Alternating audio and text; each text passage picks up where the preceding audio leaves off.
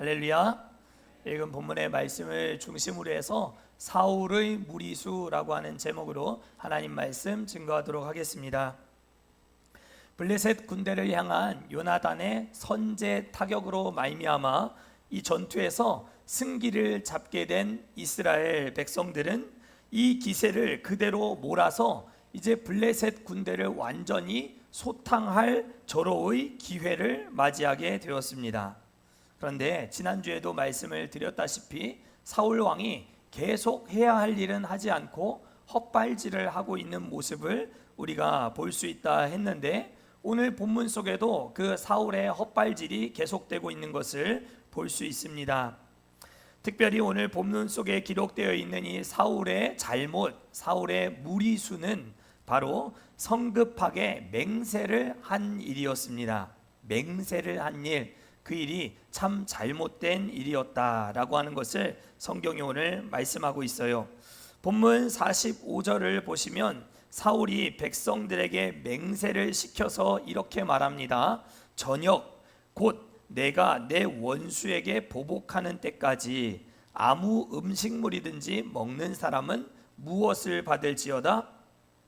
저주를 받을지어다, 이렇게 되어 있습니다. 그러니까 내게 이 하루에 저녁 시간까지 이 시간을 내게 좀 달라.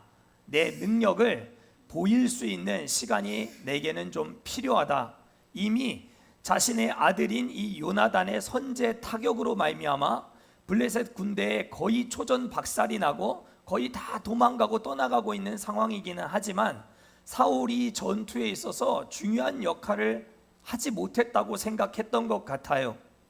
그러니까 전공을 요나단만 세우고 자신은 아무것도 세우지 못했다고 생각했던 사울은 저녁 때까지 내가 저 원수들에게 보복을 할 수 있는 그 시간까지는 너희가 음식물을 입에 대지 말라, 이렇게 맹세를 시키게 된 것이었죠. 지금은 나의 리드를 따르라 라고 하는 것입니다. 백성들이 다 잘 먹고 힘을 내서 이렇게 싸움에 나가서 블레셋 군대를 완전히 소탕을 해야 될 시기인데, 사울은 지금이야말로 자신을 돋보이게 해야 될 순간이다 라고 생각했던 거예요. 블레셋 군대가 해변에 모래알과 같이 많이 쳐들어왔지만 저들이 다 떠나가고 있는 상황, 요나단의 선제 공격으로 말미암아 저들이 겁을 먹고 자중질환을 일으켜 서로 치고받고 싸우는 이 혼란스러운 형국 속에서 사실은 다 이겨놓은 싸움 아니었겠습니까? 그런데 사울은 그래도 아직 내가 있다, 사울이라는 왕이 아직 있다라고 하는 것을 그 군대에게 보여주고 싶었던 거예요. 그래서 내가 저 원수들을 복수하는 시간까지는 너희가 음식을 입에 대지 말고 나의 리드를 따르라, 이렇게 말하고 싶었던 것이죠. 아들 요나단이 주목을 받고 칭찬을 받고 백성들에게 추종을 받는 일은 아버지 사울의 입장에서 굉장히 기쁘고 행복한 일이 되었어야 함에도 불구하고 아들이 잘 되는 일을 시샘하고 질투하는 아버지의 모습을 보게 됩니다. 그릇이 정말 너무 작은 것이죠. 작은 그릇. 사울은 작은 그릇이었습니다. 그래서 아들을 시샘을 하는 어리석은 모습을 보여줍니다. 자녀들이 칭찬을 받고 박수를 받으면 그것은 곧 자녀를 잘 양육하고 기른 아버지를 향한 기쁨이요, 영광이요, 면류관이겠지요. 그러나 부모가 자녀를 잘 가르치고 양육해서 받았다라고 하는 생각보다는 요나단만 좋아하네, 요나단만 공을 세웠네, 나는 아무 공을 못 세웠네, 이렇게 생각했던 사울은 성급하게 오늘 본문 속에서 백성들에게 맹세를 시키는 잘못을 범하고 있는 것입니다.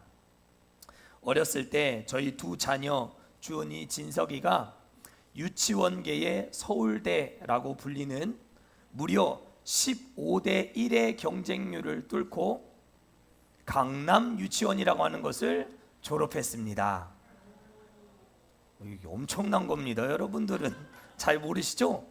이렇게 바구니가 있으면 거기에 조그만한 공을 다 넣어요. 공을 많이 넣어가지고 그 공이 딱 제대로 딱 뽑혀야 이제 들어갈 수 있는 곳이었어요. 물론 강남중앙침례교회에서 운영하는 역사와 전통이 있는 아주 훌륭한 유치원이긴 했지만 목회자라고 해서 특혜가 없었어요. 주은이가 못 들어가면 저 옆에 성결교회에서 운영하는 성결유치원으로 가야 되는, 강남중앙침례교회 다니고 있어도 저쪽 유치원으로 가야 될 정도로 강남 땅에는 땅값이 비싸니까 건물을 또 이렇게 뭐라 하죠? 형태를 잘 갖춰 놓은 유치원을 만들기가 쉽지 않았어요. 그런데 강남 유치원은 그런 것이 참 잘 마련되어 있어서 모든 부모들이 다 보내고 싶어하는 그런 유치원이었거든요. 15대 1의 경쟁률을 뚫고 그거를 탁 뽑았는데 당첨이 된 거예요, 주은이 때. 그래서 진석이는 자동적으로 이제 딸려 들어가게 되는, 그래서 명문 유치원을 나오게 되었는데요. 중요한 사실은 이 유치원에서는 꼭 분기별로, 물론 다른 어린이집도 다 그렇겠지만 이 학예의 발표회 같은 거를 참 뻑적스럽게 이렇게 잘 하곤 했어요. 아이들이 쫙 서가지고 이제 춤도 추고 노래도 하고 악기 연주도 하고 막 그렇게 하는데, 저희 아이들은 어려서부터 조금 키가 절 닮아가지고 좀 큰 편이었어요. 그래서 앞에 이렇게 서가지고 저기 중간쯤 이렇게 서가지고 춤도 추고 노래도 하고 그랬는데, 부모들이 그걸 보면 뭐 합니까? 영상 찍고 사진 찍고 한다고 정신이 없어요. 그걸 뭘 하는지 나중에 눈으로 좀 담으면 좋겠는데 다 찍느라고 요 앞에까지 다 앉아가지고 다 난리예요. 애들이 박수를 받고 칭찬을 받고 하면 얼마나 좋은 일이에요. 그런데 만약에 저기서 구경하고 있던 김영광이가 너 이리 나와 하고 주은이 진석이 이리 나와 해가지고 아빠가 그 자리 들어가서 춤추고 율동하고 노래 부르면 그게 어떤 상황이겠어요? 빨리 병원에 가야 되는 것이죠. 약을 많이 먹어야 되는 상황이 되는 것이죠. 사울은 자기 나름대로 열심히 있었어요. 하나님 앞에서 잘해보고 싶었던 마음도 있었던 것 같습니다. 그래서 블레셋과의 전투에서 아무런 공을 세우지 못한 자신에 대한 아쉬운 마음으로 이제야말로 자신의 능력과 자신의 또 탁월함을 보여줘야 할 때라고 생각했던 것 같습니다. 그러나 그것은 잘못된 열심이었습니다. 열심히 하는 것은 좋지만 방향이 잘못되면 어떻게 돼요? 빨리 돌아와야 되는 것이죠. 맞지요? 누구라도 브레이크를 잘 걸어줘야 하는데 이 사울의 브레이크가 고장이 나고 만 것입니다. 그 결과 백성들이 사서 고생을 하게 되는 안타까운 상황이 펼쳐지고 말았습니다. 그래서 어느 공동체이든지 리더가 참 중요합니다. 그가 그 공동체의 중요한 결정을 해야 될 중요한 시기마다 또 혹은 갈림길에 서 있을 때마다 어떤 판단을 하느냐 하는 부분은 공동체의 운명을 좌우합니다. 여러분들 삼성전자의 권오현이라고 하는 부회장이 쓴 초격차라고 하는 책을 읽어보신 적이 있는지 모르겠습니다.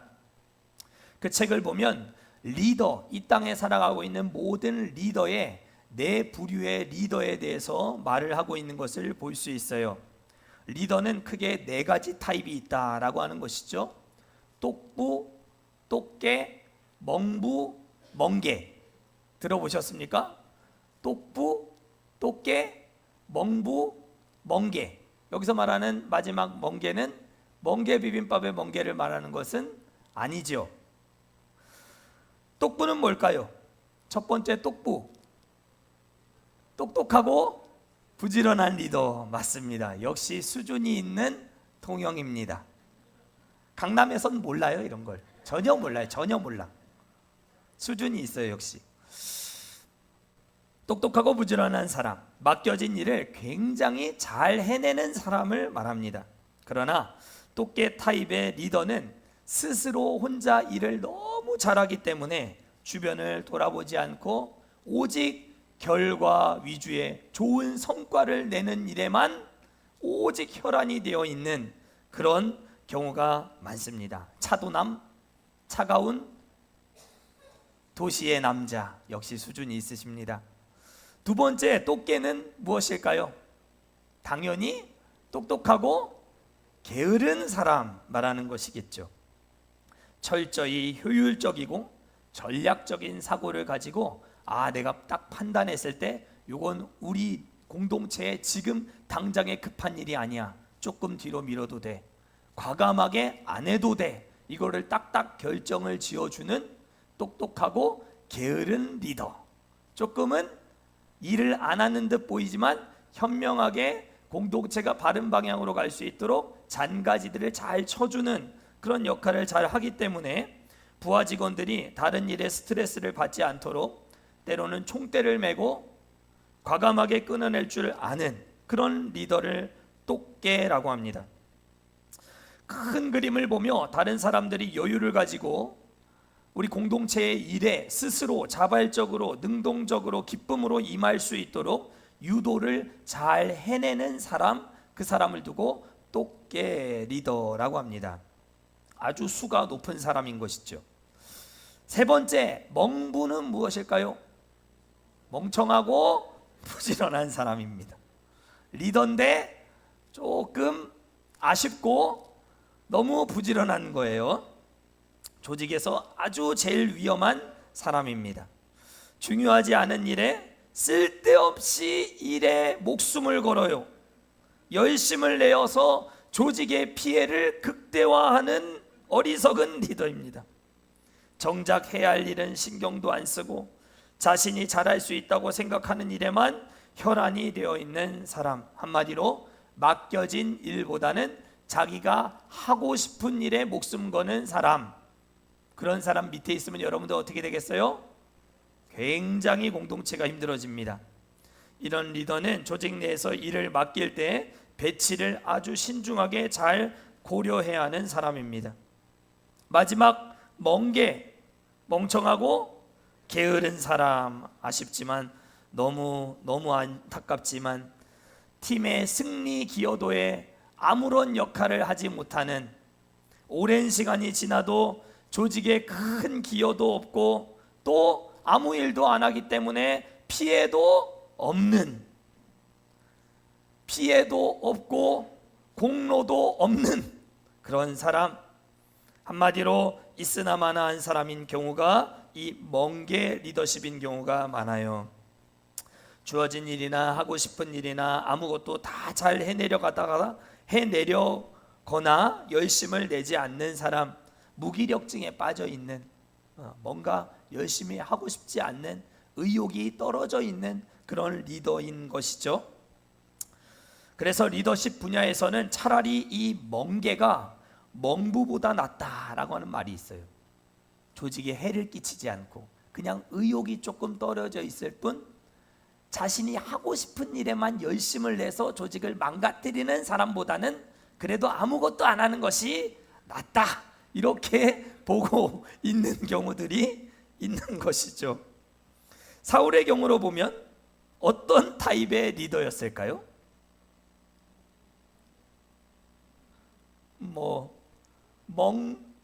멍부, 그렇죠. 제가 얘기하고 싶은 거예요. 멍부의 리더였던 것이죠. 꼭 자신이 안 나서도 되는데 지금 금식이 웬 말입니까? 지금 저 혼란을 틈타고 있는 블레셋 군대를 지금 가서 완전 섬멸을 하면 완전 박살을 낼 수가 있는데 지금 가만히 있어, 음식을 먹지 말고 기다려, 내가 먼저 어떤 사람인지 보여줄 거야 라고 자기가 하고 싶은 일에 열정을 내고 달려가는 사람, 멍부의 리더인 것이죠. 차라리 열심을 내지 않았더라면 좋았을 텐데 그는 지혜가 없었을 뿐만 아니라 없는 지혜 위에 열정까지 더해진 아주 공동체를 어렵게 하는 그런 리더가 되고 말았습니다. 그래서 그 밑에 있는 백성들이 굉장히 곤란한 상황에 처하게 되었다라고 하는 것이 오늘 본문의 내용이에요. 중요한 사실은 이 아버지 사울의 이 섣부른 맹세에 대한 내용을 아들 요나단이 듣지 못했다는 거예요. 금식하라. 내가 어떤 사람인지 보여줄 때까지 너희들은 음식 먹지 마라 했는데, 저 멀리서 딴짓하고 있던 아들 요나단만 그 맹세의 내용을 알아듣지 못했어요. 그리고 블레셋 군대를 붙잡기 위해서 사울을 대장으로 해서 다 쫓아 내려가던 그때에 숲을 속에 들어갔는데 저기 벌집에 벌꿀이 너무 먹음직스럽게 막 줄줄 흐르고 있어요. 먹고 싶어요? 안 먹고 싶어요? 다 먹고 싶잖아요. 그런데 이 요나단이 그 맹세의 내용을 듣지 못하고 지팡이를 가지고 그 벌집을 쑤셔서 자기 입에다가 그 달콤한 꿀을 탁 입에 대고 말았다라고 하는 것을 보여주고 있어요. 그리고 자신의 눈이 크게 밝아졌다라고 하는 사실을 사람들에게 떠벌리고 다녔어요. 이 당도가 탁 충전이 되니까, 달콤한 게 탁 충전이 되니까 눈이 활짝 열리네 하면서 주변에 있는 금식령을 따르고 있는 백성들에게 지금 낙골 먹었다고, 눈이 밝아졌다고 자랑을 하면서 맹세를 어긴 이후에 요나단이 이렇게 말을 한 것입니다. 29절 30절 말씀이에요. 29절 30절 함께 읽어볼까요? 시작. 요나단이 이르되 내 아버지께서 이 땅을 곤란하게 하셨도다.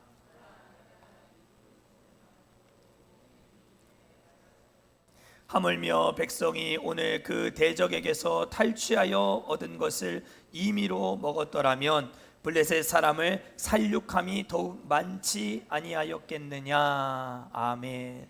요나단이 뭐라 하는 거예요 지금?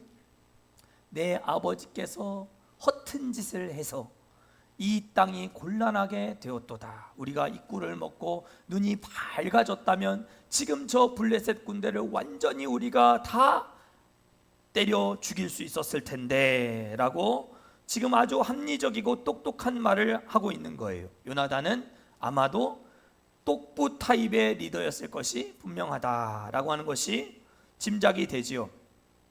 지금은 금식에 대한 맹세를 할 때가 아니라 먹고 힘을 내어 밝은 눈을 가지고 블레셋을 쫓아가야 된다라고 하는 그의 말 속에는 지금 이 금식령에 대한, 이 금식령을 내린 아버지에 대한 불평과 불만과 원망의 말이 여기 포함되어 있다라고 하는 것을 우리가 알아야 됩니다.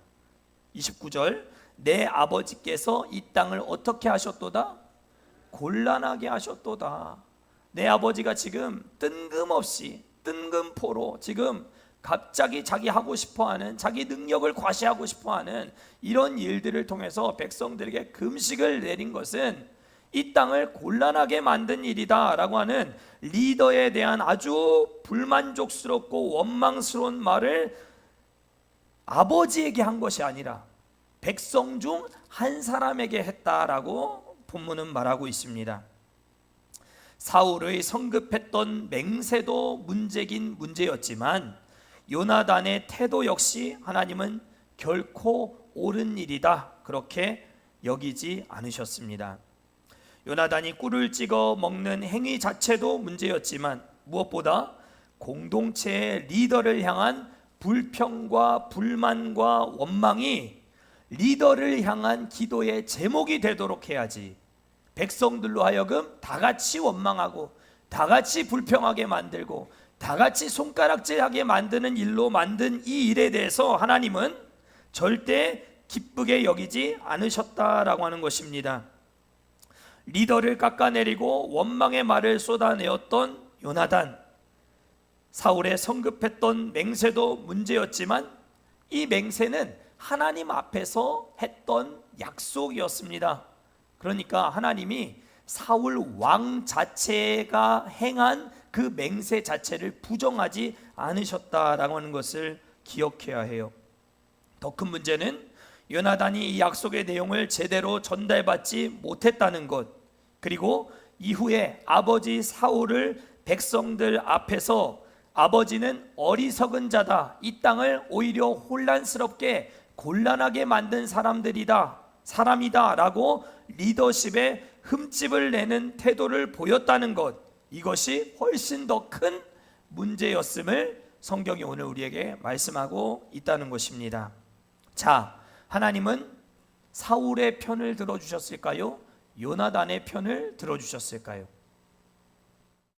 자, 맹세를 하고 백성들에게 어이없는 금식령을 내려서 이 땅을 곤란하고 혼란스럽게 만들었던 사울, 요나단은 자기 혼자 또 무기 든 자와 함께 저 멀리 블레셋 진영으로 정말 이 협곡을 지나서 쳐들어가서 20명의 군사를 죽이고 이 전쟁의 승기를 잡을 수 있도록 했던 요나단. 하나님은 요나단의 편을 들어주셨을까요? 사울의 편을 들어주셨을까요? 맞습니다. 본문 14장 41절 42절 이어지는 말씀을 함께 우리가 같이 읽어보겠습니다. 한 장 넘기셔서 14장 41절 42절입니다. 시작. 이에 사울이 이스라엘의 하나님 여호와께 아뢰되 원하건대 실상을 보이소서 하였더니 요나단과 사울이 뽑히고 백성은 면한지라. 사울이 이르되 나와 내 아들 요나단 사이에 뽑으라 하였더니 요나단이 뽑히니라. 아멘. 지금 이 상황은 어떤 상황인가 하면 이제 블레셋 군대가 저기 자중질환을 일으켜 어려운 상황에 처하게 되었는데 이 사울이 이제 그러면 쫓아가서 저 블레셋 군대를 이제 완전히 섬멸을 해야 되겠습니까? 하나님, 지금 저들에게 가는 것이 옳은 일이겠습니까? 저들을 우리 이스라엘에게 붙여주시겠습니까? 하나님께 물었을 때 하나님이 아무런 대답을 하지 않으셨어요. 그리고 결국 이 블레셋 군대가 끝까지 도망을 잘 쳐서 결국 자기 나라로 돌아가게 되거든요. 그러니까 절호의 이 기회와 타이밍을 놓친 부분에 대해서 이 책임이 누구에게 있느냐를 두고 제비를 뽑은 것입니다.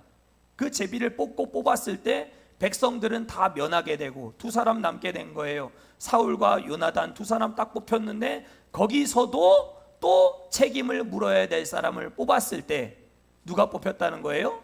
요나단이 뽑히게 됐다는 거예요. 이 말은 이 블레셋 군대를 놓치게 된 부분에 있어서 사울이 성급한 일을 행하고 하나님의 법궤를 가져오라는 등 헛발질을 계속하고 있는 이 반복되는 어려운 상황들이 있기는 했었지만 조직을 와해시키고 리더십에 흠집을 내었던 이 요나단의 잘못, 꿀을 먹었던 그의 행위 자체를 하나님이 절대 기쁘게 여기지 않으셨다라고 하는 것을 성경이 가르쳐주고 있는 거예요. 그래서 이어지는 43절을 보면 사울이 요나단에게 이렇게 말하죠. 내가 행한 것을 내게 말하라. 요나단이 말하여 이르되 내가 다만 내 손에 가진 지팡이 끝으로 꿀을 조금 맛보았을 뿐이오나 내가 죽을 수밖에 없나이다. 이 맹세를 어긴 부분에 대해서 자신이 책임을 다 지겠다 말하고 있는 이 요나단의 모습을 볼 수 있어요. 요나단의 잘못은 단순히 꿀 먹은 것만이 아니라 하나님이 세우신 리더십에 대해서 반기를 들고 백성들에게 원망과 불평의 이 소용돌이 속으로 밀어 넣은 그의 잘못을 하나님이 집어내신 것이다. 이렇게 우리가 이해할 수 있는 것이죠. 하나의 조직 안에서 영적 질서의 중요성과 영적 질서를 파괴하는 행위 자체를 하나님이 절대 가만히 내버려 두지 않으신다라고 하는 아주 엄중한 메시지가 오늘 본문 속에 포함되어 있는 것입니다. 꿀은 자기가 먹어놓고 아버지에게 모든 책임을 전가하려고 백성 중 한 사람 앞에서 아버지의 권위를 이 땅을 곤란하게 만들었다라고 소문을 내었던 이 요나단의 태도를 하나님이 크게 책망하셨던 것입니다. 아무리 리더가 멍부멍개라고 할지라도 그가 리더가 되었다면, 하나님의 기름 부으신 바 종이 되었다면 하나님의 세우심을 여러분들이 인정하실 수 있게 되기를 주의 이름으로 간절히 축원합니다. 하나님은 어떤 방식으로든 그 책임을 물으신다. 그것을 인정하지 아니하면 그 책임을 물으실 것이다 라고 하는 진리를 우리에게 말씀하고 있는 것입니다. 다윗은 어떤 사람이었습니까? 다윗을 여러분들 잘 아시죠? 우리가 이제 살펴보면 이제 다윗이 도피 행각을 벌이면서 이렇게 21장부터 27장까지 숱하게 도망을 다니는 그런 모습을 볼 수 있지 않습니까? 직접 자신의 손으로 자신을 죽이려고 쫓아다니는 사울을 자신이 2번이나 직접 처단할 수 있는 기회가 있었다라고 하는 것을 성경이 말해주고 있죠. 자기를 죽이려고 하는 사람을 죽일 수 있는 자유의 몸을 얻을 수 있는 기회가 딱 2번 있었다라고 성경이 말해요. 사무엘상 24장을 보면 동굴 속에 깊이 은신하고 숨어있던 다윗, 그리고 그 동굴 속으로 용변을 보러 들어왔던 사울, 용변 보는데 다른 사람들하고 같이 오겠어요? 그럴 리가 없잖아요. 몰래 구석진대로 사울이 들어와서 발을 가리는 이 용변을 보고 있는 이때에 다윗이 저 속에 숨었다가 지금 이 동굴 앞에 와서 용변을 보고 있는 이 사람이 사울 왕이라고 하는 것을 알았을 그때에 다윗은 가까이 나아가요. 그리고 그 사울의 겉옷에 옷을 싹 베어서 그 벤 옷을 들고 나중에 이 사울에게 말하지 않습니까? 내가 이 옷을 베었노라. 내가 당신을 처단할 수 있었지만 하나님이 당신을 기름 부은 종으로 세웠기 때문에 나는 당신을 해할 수 없노라. 하나님이 금지하신 일이다라고 말했어요. 또 사무엘상 26장에 넘어가면 야밤에 적진인, 사울이 적이라고 말할 수 있겠죠. 적진에 잠들어 있는 사울의 그 진영 속에 이 다윗이 장군들과 함께 들어가게 되는 거예요. 몰래 기어 들어가서 잠자고 있는 이 사울, 잠들어 있으니까 완전 속수무책이잖아요. 그대로 팍 찌르면, 이제 팍 찌르면 더 이상 도망가지 않아도 되는 자유의 몸이 되는 순간 아니었겠습니까? 그런데 팍 찌르지 않고 그 머리맡에 있는 창과 물병을 가지고 나와서 나중에 창을 흔들어 보이면서, 물병을 흔들어 보이면서, 사울 왕이시여, 여기 당신의 창과 당신의 물병이 있지 않느냐고. 내가 당신을 해할 수 있었고 당신을 죽일 수 있었고 나는 자유한 몸이 될 수 있었지만 하나님이 당신을 기름 부어 세운 종이었다라고 말씀하셨기 때문에 나는 당신을 해하지 아니하였노라. 이렇게 말하고 또 쫓기는 세월을 보내고 다녔지 않습니까? 하나님이 다윗을 쓰신 이유 여러 가지가 있을 수 있겠지만 저는 이것 때문에 다윗이 하나님께 쓰임 받았을 것이다, 이게 가장 크고 결정적인 이유라고 생각해요. 영적인 질서 속에 리더의 리더됨을, 하나님이 세우신 종에 대한 경건한 마음과 경외하는 마음을 가지고 있었던 이 다윗, 늘 하나님을 경외하는 사람으로 쓰임받을 수 있게 되지 않았겠는가라는 생각을 우리가 할 수 있는 것이죠. 누가 이 강단에 서서 말씀을 전하더라도 그가 하나님의 기름 부으신 종이다라고 하면 여러분들 마음속 깊은 곳에서부터 그를 인정하실 수 있게 되기를 주의 이름으로 간절히 축원합니다. 그것이 하나님 앞에 쓰임받는 비결입니다. 하나님이 성급한 맹세를 하면서 계속해서 헛발질을 하던 사울에게 모든 책임을 묻지 않으시고 요나단에게 책임을 물으신 이유가 바로 이것입니다. 리더라고 하는 사람은 완벽해서 흠이 없어서 부름을 받은 것이 결코 아닙니다. 홈리와 비느하스가 어떻게 죽었는지를 뻔히 알고 있었던 그는 또다시 이 전쟁터에, 블레셋과의 전쟁터에 하나님의 법궤를 가지고 오라고 말하고 있지 않습니까? 이 얼마나 어리석은 일을 반복적으로 저지르고 있는 것입니까? 또 전쟁터에 나가 싸워 다시는 이스라엘을 공격하지 못하도록 확실하게 단도리를 쳐야 되는데 본때를 보여줘야 될 이때에 금식령을 내리고 자신이 어떤 사람인지를 과시해야 되겠다라고 생각할 정도로 리더들은 이렇게 헛발질하고 인간적인 생각과 판단으로 잘못된 일들을 하는 경우들이 더러 있더라는 거예요. 그러나 그럼에도 불구하고 아버지께서 이 땅을 곤란하게 하셨도다라고 백성들과 이야기하면서 공동체를 와해시키는 요나단 편을 하나님이 절대로 들어주지 않으셨다라고 하는 사실을 여러분들이 꼭 기억하실 수 있기를 주의 이름으로 간절히 축원합니다. 하나님이 세우신 리더를 마음으로 인정하실 수 있기를 바랍니다. 리더의 허물이 가십거리, 누군가와 이런저런 비방의 말들로 안주거리 삼지 마시고 기도의 제목으로 승화시켜 나가는 저와 우리 모두가 될 수 있기를 주의 이름으로 간절히 축원합니다. 한번 따라하시죠. 다 이유가 있었을 거야. 다 이유가 있었을 거야. 그렇게 말하십시오. 저 목사님이 이 땅을 곤란하게 하셨도다. 다른 교회 성도 만나서 저 목사님 때문에 이 교회가 곤란하게 되었도다. 이렇게 말하지 마시고 다 이유가 있었을 거야. 이렇게 말하실 수 있는 여러분들 되실 수 있기를 주의 이름으로 간절히 축원합니다. 여러분들의 기도 자리에서 늘 리더를 향한 기도의 제목이 빠지지 않기를 주의 이름으로 간절히 축원합니다. 우리 함께 찬